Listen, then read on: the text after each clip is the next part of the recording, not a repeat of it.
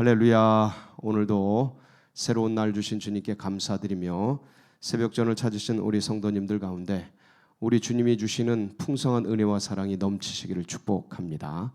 우리 그런 기대와 소망을 가지고 하나님 말씀 시편 115편 함께 나누도록 하겠습니다.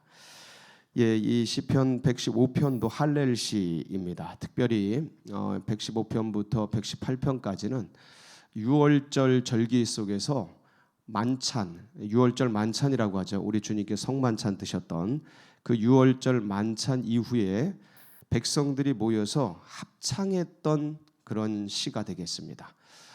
이스라엘 백성들은 이런 시를 짓고 노래를 지어서 서로 화답하면서 목회자가 제사장이 부르고 또 청중들이 부르고 그렇게 이제 화답송을 하면서 그렇게 기념하는 노래들, 시들이 많았는데 그 중에 이제 바로 할렐 시가 그런 시가 되겠습니다.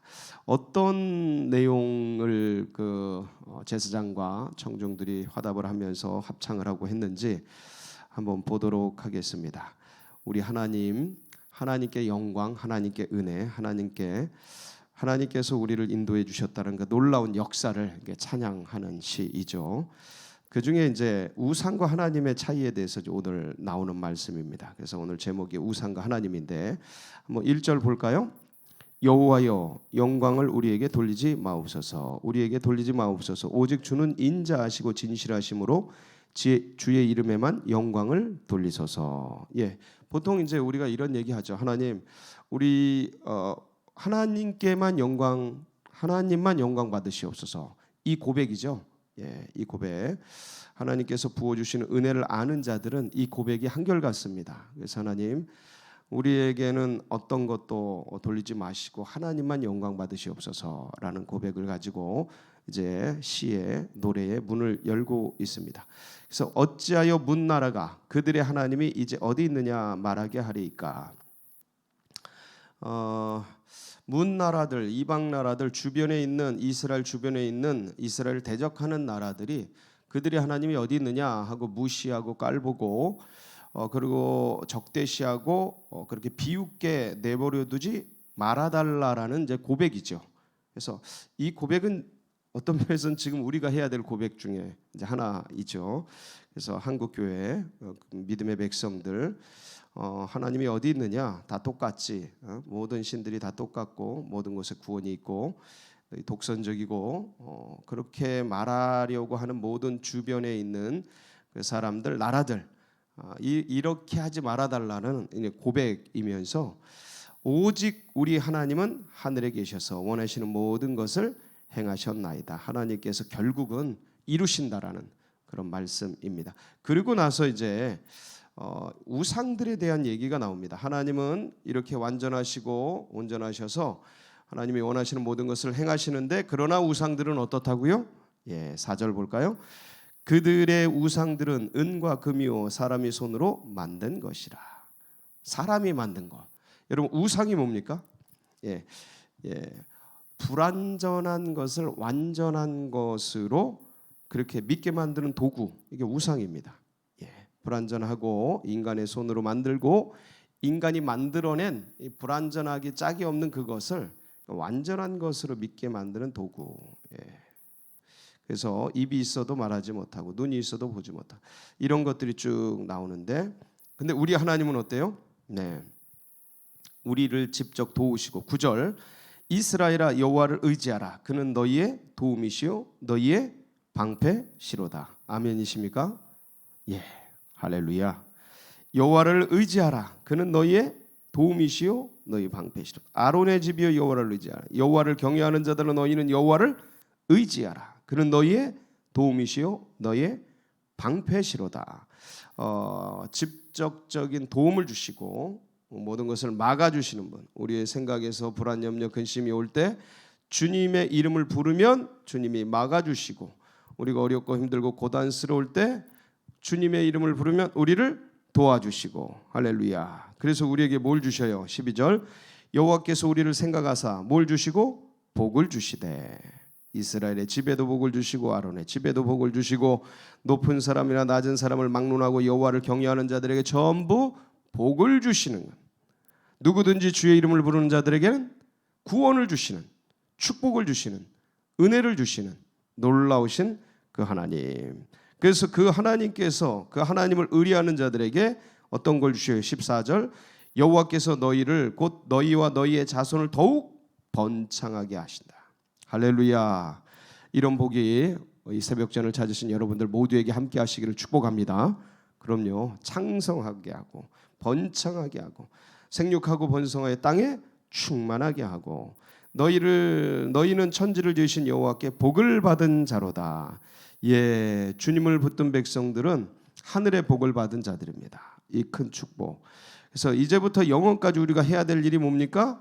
18절 마지막, 여호와를 송축하는 것, 찬양하는 것, 기뻐하는 것.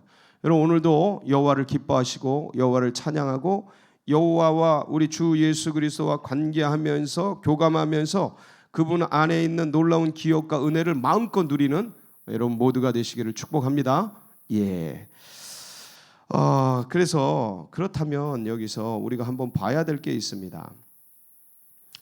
하나님께서 분명히 이 만물 가운데 만들어진 이 모든 천지 만물 가운데 하나님의 그 신성과 능력을 보아 알게 만드셨는데, 그렇죠?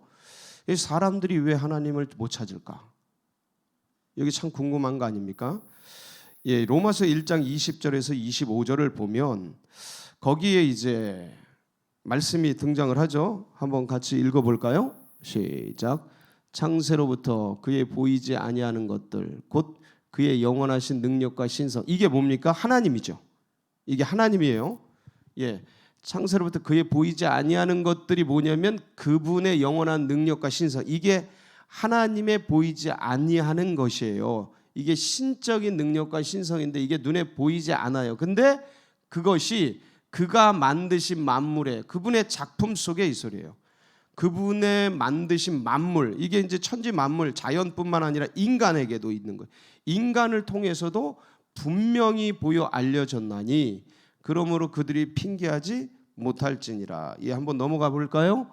예, 하나님을 알되 하나님을 영화롭게 이제 분명히 보여 알려졌어요. 그래서 만물을 보면 하나님을 알게 더듬어 찾게 돼 있어요. 인간을 보면 야, 이게 인간이 우연히 만들어진 존재일 수가 없다라는 걸 알게 돼 있어요. 천지 만물의 조화를 보면 이게 그냥 우연적으로 만들어졌다라는 것을 생각 못하게 돼 있어요. 이거는 분명히, 이거는 진짜 전능자가, 창조주가, 신이 만드신 작품이다라고 인정할 수밖에 없어요. 그래서 하나님을 알게 돼 있어요. 그런데 하나님을 영화롭게도 아니하며 감사하지도 아니하고 오히려 그 생각이 허망하여지며 미련한 마음이 어두워져 버려요.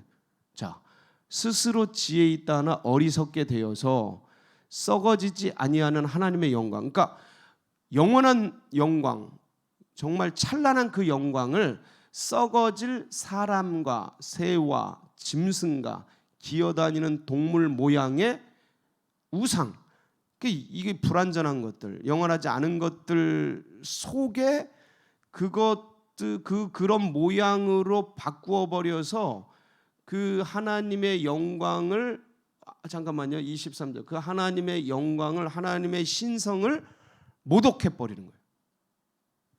그러니까 왜 형상을 만들지 말라 그랬냐면 피조물에는 하나님을 다 담을 수 있는 게 없어요. 그래서 형상을 만들지 말라 그러는 거예요, 하나님이.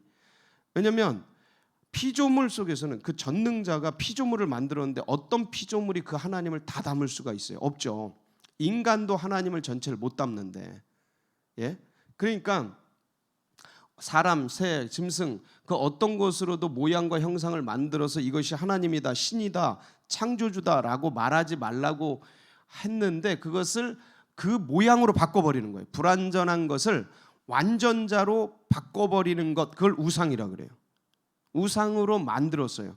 그래서 그러므로 하나님께서 그들을 마음의 정욕대로, 이게 왜 정욕대로냐면 그 하나님을 우상으로 만드는데 그게 인간의 욕심이 붙어서 나온 형상이에요. 그러니까 우상이 그냥 나온 게 아니고 인간, 내가 내가 바라는 하나님 형상을 욕심이죠. 왜냐하면 하나님 형상이 있는데 그걸 내가 바라는 형상대로 바꿔버린 거예요. 그래서 그것을 모양을 만들어낸 거죠. 그래서 그들을 마음의 정욕대로 욕심대로 이스라엘 더러움에 내버려 두사 그들의 몸을 서로 욕되게 하게 하였느니라 하셨으니, 이게 뭐냐면 그렇게 자기들이 소욕대로 하나님을 섬기면서 자기의 정욕을 거기다 붙여가지고 서로 그러고 있으면 마음이 부패하게 되는 거예요. 왜냐면 진짜 하나님이 아니라 가짜 하나님을 섬기고 있으니까 가짜 하나님을 섬기는 그들의 마음이 부패하게 돼 있어. 그래서 이는 그들이 하나님의 진리를 거짓 것으로, 이거 봐요. 진짜 하나님이 아니라 가짜 하나님, 거짓 하나님이라고 그랬죠. 하나님의 진리된 하나님을 거짓 하나님으로 바꾸어서 피조물, 저게 우상이라고 그랬죠. 불완전한 것. 저 피조물을 하나님이 만드신 것을 조물주, 하나님보다 더 경배하고 섬기기 때문에 주는 곧 영원히 찬송할 이시로다. 아멘. 그렇기 때문에 이 우상 섬기지 말라 그러는 거죠. 근데 그렇다면 이렇게 가지고 이제 사람들이 이런 우상을, 이제 피조물을 조물주보다 더 섬기는, 그러니까 다스려야 될 그 대상, 피조물은 인간이 다 다스려야 될 대상으로 하나님이 주셨잖아요. 근데 그 다스려야 될 대상을 거기에 종노릇하는, 그걸 섬기는, 그거에 다스림을 받는, 그러니까 우리가 다스리고 정복해야 될 대상인데 그 정복 대상이 우리를 다스리고 우리를 통치하게 되는 이 종노릇하게 되는 기현상, 거꾸로 된 현상이 일어나면서 거기 그렇게 된 이유가 뭘까? 이유가 있어요. 왜 그렇습니까? 고린도후서 4장 3절 4절에 보면 내용이 나와 있죠. 한번 볼까요? 만일 우리의 복음이 가리었으면, 뭐가 가리었다고요? 복음이 가리운 거예요. 왜 가리었냐? 망하는 자들에게 가리었는데 그 망하는 자들이 어떻게 가리워졌냐? 그 중에 이 세상의 신이 믿지 않은 자들의 마음을 어떻게 하여? 혼미하게 한 거. 혼미하게 가려버린 거예요. 예?